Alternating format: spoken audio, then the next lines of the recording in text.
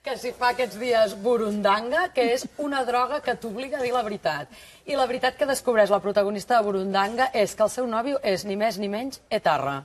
A partir d'aquí, tot un embolic, tot escrit per Jordi Galzeran, segell que ja convenç i que ja saps que la comèdia serà bona, però que aquesta vegada, justament per tractar un tema com aquest, li ha costat molt trobar productors i, de fet, es va estrenar primer a Madrid i encara la fan.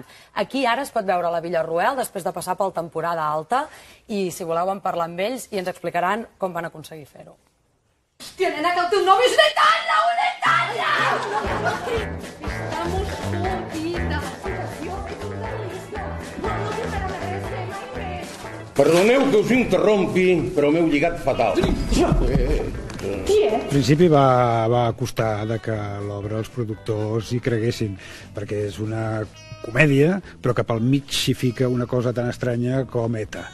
I tu dius com podem riure d'això, i al principi doncs, va costar una mica. Si me permites un comentario, solo uno, ¿eh? Si hubiera querido escaparme, ¿habría cogido el arma que os habéis dejado en la habitación? No sabia Quan jo vaig pensar, dic, què faig amb aquesta comèdia? Jo la vull representar, i el primer que vaig pensar és, però si el Jordi té la companyia ideal. I li vaig proposar i vam tirar endavant.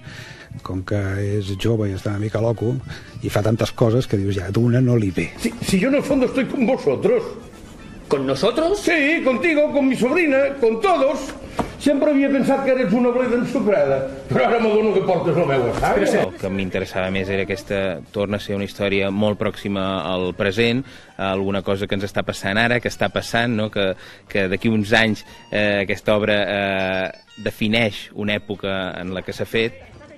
Ha sigut molt divertit poder treballar amb la companyia, i perquè jo tenia moltes ganes de poder fer amb ells un text que no fos meu, i bé, quin millor que aquest. Aquest segrestament, el meu, és una autèntica potinada.